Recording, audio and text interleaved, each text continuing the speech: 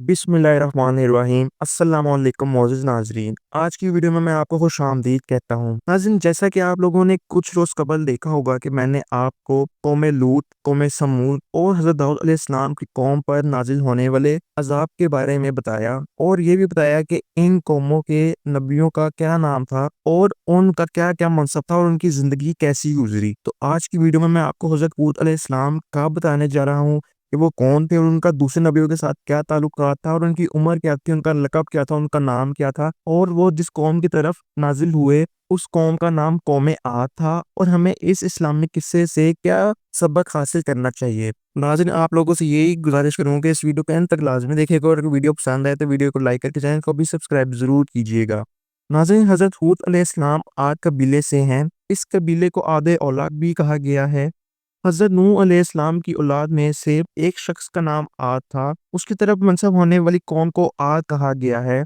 आद का नसब ये है, आद बिन औस बिन अराम बिन साम बिन नूह। और हज़रत हूद अलैहिस्सलाम का नसब ये है, हूद बिन अब्दुल्ला बिन रिबाह बिन खालूद बिन आद। आप अलैहिस्सलाम का नाम आबिर या आबार है। एक कौल के मुताबिक आप अलैहिस्सलाम को एबार भी कहा गया है और हूद आप अलैहिस्सलाम का लक़ब है।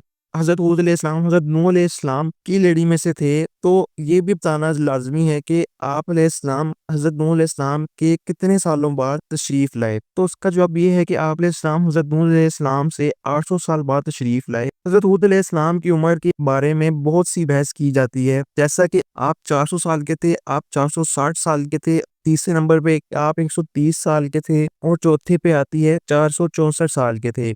लेकिन 464 साल वाला कौल ज़्यादा मशहूर है कि आप अलैहिस्सलाम इस दुनिया में इतने तवील अरसा ज़ाहिरी हयात में रहे और फिर इस दुनिया फ़ानी से राहलत फरमा गए। हज़रत हूद अलैहिस्सलाम ने कौम को दीन इस्लाम की दावत फरमाई। कुरान पाक में सूरह हूद आयत नंबर 51 और 52 में है कि ए मेरी कौम, अल्लाह की इबादत कर, उसके सिवा तुम्हारा कोई माबूद नहीं। ए कौम, मैं इस पर तुमसे कुछ उजरत नहीं मांगता। मेरी मजदूरी तो उसी के ज़िम्मे है जिसने मुझे पैदा किया। तो क्या तुम्हें अक्ल नहीं? और ए मेरी कौम, अपने रब से माफ़ी मांगो, फिर उसकी तरफ रजूल लाओ। तुम पर ज़ोर का पानी भेजा जाएगा और तुम्हें जितनी कुव्वत है उससे और ज़्यादा देगा और जुर्म करते हुए रूगर्दानी ना करो। हज़रत हूद अलैहिस्सलाम की कौम बेईमान और हज़रत मौत के दरमियान फैली हुई थी। ये एक राजस्थानी वादी थी। हज़रत हूद अलैहिस्सलाम की कौम बुत परस्त थी। हज़रत हूद अलैहिस्सलाम ने जब उनको शिर्क से बाज रहने, बुत परस्ती को छोड़ने और अल्लाह ताला की वहदानियत पर ईमान लाने की दावत दी, तो कौम ने आप तज़लील की, तो अल्लाह ताला ने उनसे 3 साल तक बारिश रोक ली और उन पर कहत साली पड़ गई। उनकी औरतों को भी 3 साल तक बांझ कर दिया, यानी उनके बच्चों की पैदाइश भी रोक दी गई। हज़रत हूद अलैहिस्सलाम ने 3 अशख़ास को अपनी कौम के पास भेजा कि तुम उन्हें समझाओ। दरहकीकत वो हूद अलैहिस्सलाम पर ईमान लाए हुए थे, लेकिन अपनी कौम से ईमान को छुपाया हुआ था। उन तीनों को भेजने का मकसद यही था कि कौम उन्हें अपना समझकर उनकी बात को मानेगी और सोचेगी कि ये तो हमारे अपने ही लोग हैं, नसीहत कर रहे हैं तो यकीनन उसमें भलाई होगी। लेकिन कौम सोचने और मानने से आदी ही नहीं रही थी।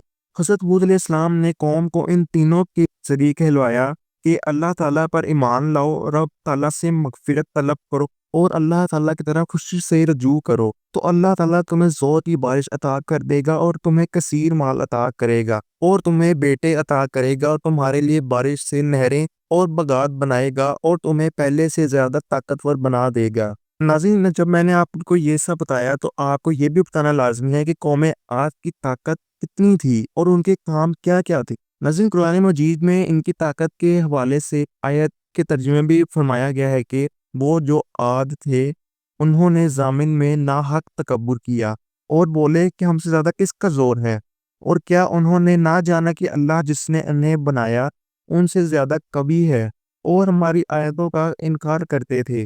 नाज़रीन, कौम आद के छोटे कदों वाले लोगों का कद 90 फीट था और बड़े कद के हज़रात का कद 150 फीट तक था। इसी वजह से अपने जिस्मों और ताकत के घमंड में ये कहते थे कि हमसे कोई ताकतवर नहीं, हम पहाड़ से बड़े-बड़े पत्थर, चट्टानें उठाकर एक जगह से दूसरी जगह ले जाते हैं। अगर अज़ाब हमारे सामने आ गया, तो हम उसे अपने हाथों से रोक लेंगे। अल्लाह ताला ने ये चीज़ सुनते ही फरमाया कि तुम अपनी ताकत पर नाज़ करते हो, कभी मेरी ताकत को भी तसव्वुर में लाया करो। میری طاقت کے مقابل کسی کی کوئی مجال نہیں۔ ناظرین، جہاں پر میں نے آپ کو یہ بتایا کہ یہ کتنے طاقتور تھے اور ان کے کتنے کتنے قد تھے اور ان کے کیا کیا کام تھے، تو آپ کو یہ بھی بتانا لازمی ہے کہ قوم عاد لوگوں کے ساتھ مذاق کے لیے بلند نشان بناتے تھے۔ قرآن شریف کی آیت سورہ الشعراء آیت نمبر 128 میں ہے کہ کیا ہر بلندی پر ایک نشان بناتے ہو راہگیروں سے ہنسنے کو؟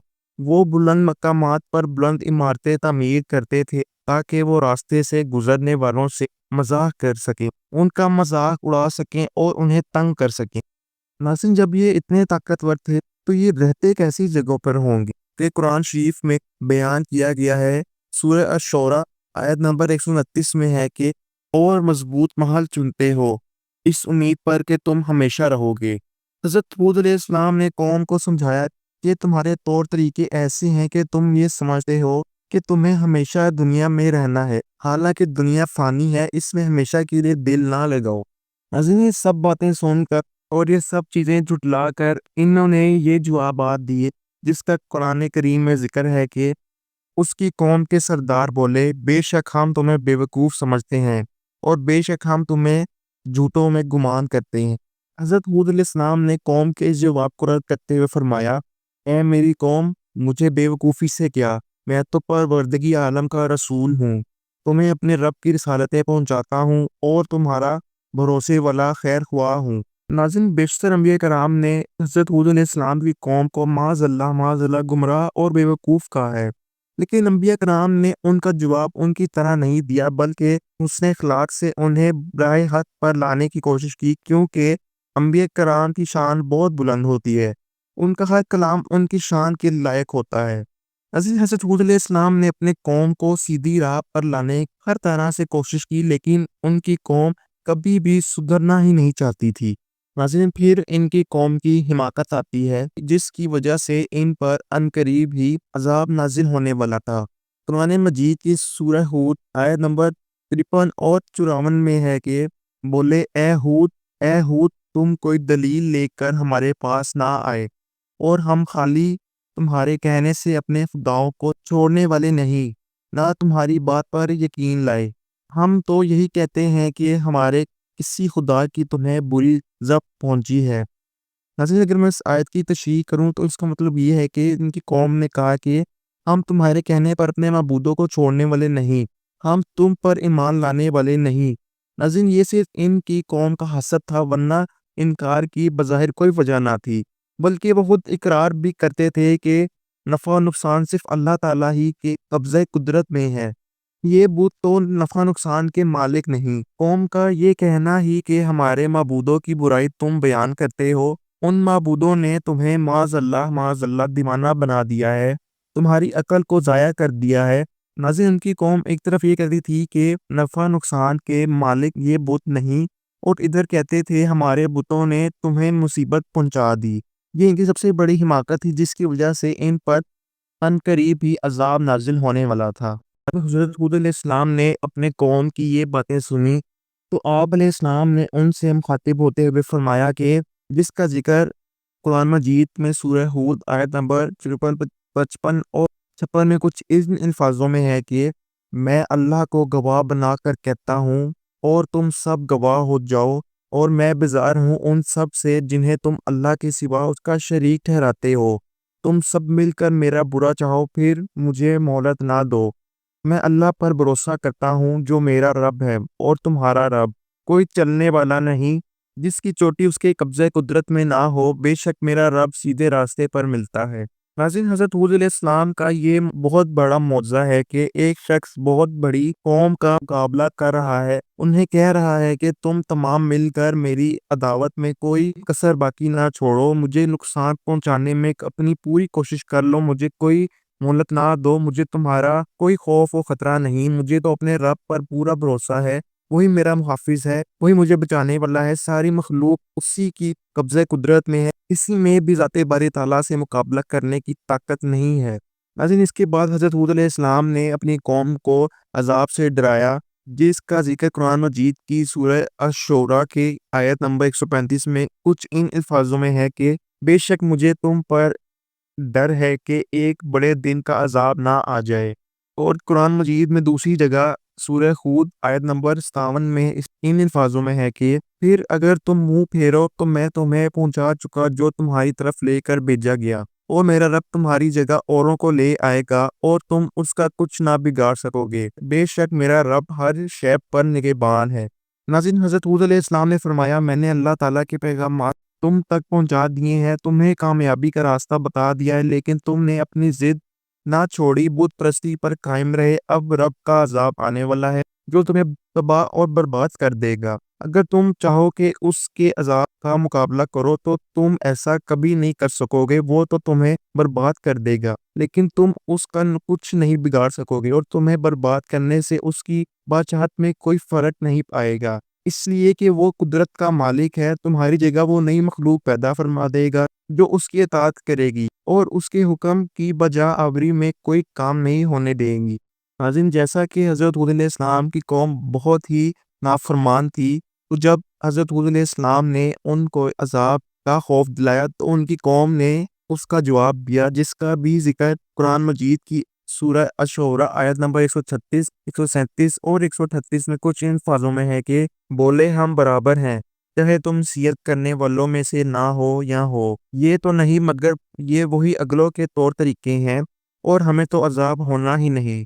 ناظرین، اس آیت کا آسان لفظوں میں تشریح کر کے آپ کو بتاؤں تو ان کی قوم نے کہا، ہمیں تمہارے عذاب کے خوف دلانے کی کوئی فکر نہیں، ہم تم سے نصیحت حاصل کرنے والے نہیں، تم بھی پہلے نبیوں کی طرح ہی ہمیں عذاب سے ڈرا رہے ہو، یہ تو سابقہ رسم آ رہی ہے، ہماری قوم بڑی طاقت کی مالک ہے، ہمیں عذاب کچھ نقصان نہیں پہنچا سکے گا۔ پھر ناظرین، ایک ایسا وقت آ گیا جب قوم پر عذاب آیا، تو وہ عذاب کچھ اس طرح کا تھا کہ ان کی قوم یہ سمجھی کہ یہ ہم پر رحمت ہو رہی ہے۔ اسی عذاب کا ذکر قرآن مجید کی سورہ احقاف آیت نمبر 24-25 میں کچھ ان الفاظوں میں ہے کہ پھر جب انہوں نے عذاب کو دیکھا، بادل کی طرح آسمان کے کنارے میں پھیلا ہوا ان کی وادیوں کی طرف آ رہا تھا، بولے یہ بادل ہیں کہ ہم پر برسیں گے، بلکہ یہ تو وہ ہیں جس کی تم جلدی مچاتے تھے، ایک آندھی ہی جس میں دردناک عذاب ہر چیز کو تباہ کر ڈالتی ہے، اپنے رب کے حکم سے تو صبح رہ گئے کہ نظر نہ آتے تھے، مگر ان کے کان سن لیں کہ ہم ایسی ہی سزا دیتے ہیں مجرموں کو۔ ناظرین، جیسا کہ میں نے آپ سے پہلے ذکر کیا کہ قوم عاد پر ہود علیہ السلام کی تکذیب کی وجہ سے 3 سال تک بارش کو روک دیا گیا تھا، اس لیے جب قوم پر عذاب آنے کا وقت آ گیا تو اللہ تعالیٰ نے سیاہ رنگ کے بادلوں کو چلایا جو ان کی وادیوں سے ظاہر ہوئے۔ وہ لوگ وادیوں سے اٹھتے ہوئے بادلوں کو دیکھ کر بڑے خوش ہوئے کہ بارش برسا دینے والے بادل آ گئے ہیں، اب 3 سالہ قحط کا دور ختم ہونے والا ہے۔ حضرت ہود علیہ السلام نے انہیں بتایا، یہ تو وہی ہے جس کی تمہیں جلدی پڑی ہوئی تھی، کیونکہ وہ قوم کہتی تھی بے شک عذاب لے آؤ۔ پھر ناظرین، ان کی قوم پر عذاب آ گیا، جس کا قرآن مجید میں سورہ الزاریات آیت نمبر 41 اور 42 میں کچھ ان الفاظوں میں ہے کہ اور عاد میں جب ہم نے ان پر خشک آندھی بھیجی، جس چیز پر گزرتی اسے گلی ہوئی چیز کی طرح کر چھوڑتی۔ اور دوسری جگہ سورہ الحاقہ آیت نمبر 6، 7، 8 میں کچھ ان الفاظوں میں ذکر ہے کہ آگ نہایت سخت گرجتی آندھی سے وہ ان پر قوت سے لگا دی، 7 راتیں اور 8 دن لگاتار، تو ان لوگوں کو ان میں دیکھو بچھڑے ہوئے، گویا وہ کھجور کے دودھ میں گرے ہوئے، تو تم ان میں کسی کو بچا ہوا دیکھتے ہو۔ ناظرین، ان آیات کو آسان لفظوں میں اگر میں تشریح کروں تو کچھ یہ ہے کہ قوم عاد پر 7 راتیں اور 8 دن لگاتار شدید آندھی چلی، صرف اس میں گرج تھی، بارش نہیں تھی۔ وہی لوگ جو بادلوں کو دیکھ کر خوش ہو رہے تھے وہ اور یہ کہہ رہے تھے کہ عذاب تو ہم اپنی طاقت سے ٹال دیں گے، جب انہوں نے دیکھا کہ شدید گرجنے والی آندھی فضا میں حیوانوں اور پرندوں کو اڑا رہی ہے تو یہ اپنے مکانوں میں داخل ہو گئے تاکہ اس آندھی کی شدت سے بچ سکیں، لیکن سارے دعوے ڈھیر کے ڈھیر ہو گئے۔ اللہ تعالیٰ نے اس فرشتے کو حکم دیا جو ہوائیں چلانے پر مقرر ہے کہ آگ کی قوم پر اپنی ہواؤں کے خزانے سے اتنی مقدار ہوا کھول دو جتنی مقدار ایک انگوٹھی کی ہوتی ہے۔ رب تعالیٰ کے خزانوں میں سے یہ ہوا بظاہر معمولی تھی لیکن دنیا میں ہولناک طوفان تھا، تباہ کن آندھی تھی۔ سب سے پہلے ایک عورت نے دیکھا کہ ہوا میں مجھے آگ کے شعلے نظر آ رہے ہیں، اس ہوا نے ان کے مکانوں کے دروازے گرا دیے، پھر قوم عاد ریت کے ٹیلوں میں دب گئے۔ یہ سلسلہ 7 راتیں 8 دن مسلسل رہا، کسی وقت بھی آندھی نہ رکی، وہ سب تباہ و برباد ہو گئے۔ بڑے بڑے قد والے، اپنی طاقت پر ناز کرنے والے رب تعالیٰ کی گرفت میں جب آئے تو ایسے برباد ہوئے کہ جیسے کھجوروں کے تنے گرے ہوئے ہیں۔ ناظرین، یہ تو عذاب آ گیا، تو عذاب پھر رکا کیسے؟ اس کا بھی ذکر قرآن شریف کی سورہ ہود آیت نمبر 58 میں کچھ الفاظوں میں کیا گیا ہے۔ اور جب ہمارا حکم آیا، ہم نے ہود علیہ السلام اور اس کے ساتھ کے مسلمانوں کو اپنی رحمت فرما کر بچا لیا اور ان کو سخت عذاب سے نجات دی۔ رب تعالیٰ کی عظیم قدرت کا اندازہ کیجئے، جہاں کفار کو تباہ و برباد کر دیا، وہاں ہود علیہ السلام اور ان کے کچھ ساتھیوں کو نجات دی۔ حضرت ہود علیہ السلام نے اپنی قوم ارد گرد کھاد کھینچ دیا۔ وہ شدید آندھی انہیں خوشگوار موسم بہار کی ہلکی ہلکی ٹھنڈی ٹھنڈی سہانی ہوا محسوس ہو رہی تھی۔ کفار گر کر تباہ ہو رہے تھے، ان کی گردنیں ٹوٹ رہی تھی، ریت کے ٹیلے میں دب رہے تھے، لیکن اللہ والے، نبی پر ایمان لانے والے اسی آندھی سے خوش ہو رہے تھے۔ سبحان اللہ۔ نظر اللہ تعالیٰ کی قدرت کا انسان کیسے اندازہ لگا سکتا ہے؟ اس کی حکمتوں سے وہ خود واقف ہے۔ نظر ہمیں اس قوم عاد پر نازل ہونے والے عذاب سے کیا سبق حاصل ہوتا ہے؟ اس سے یہ سبق حاصل ہوتا ہے کہ ہمیں کبھی بھی اپنی طاقت پر، اپنی دولت پر، اپنی شہرت پر گمان، گھمنڈ، حسد اور تکبر نہیں کرنا چاہیے، کیونکہ یہ سب چیزیں وقتی ہیں اور فانی ہیں۔ کیونکہ یہ دنیا ختم ہونے والی ہے اور ہماری آرام گاہیں اگلی دنیا ہے، اور ہمیں ایسی چیزیں یہاں سے نہیں لے کر جانی کہ ہمیں دنیا میں بھی پریشانی ہو اور آخرت میں بھی۔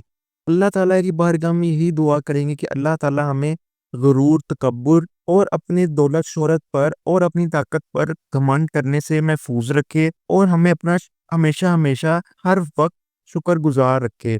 آمین یا رب العالمین۔ ناظرین، یہ میں نے آپ کو میں آتا قصہ سنایا۔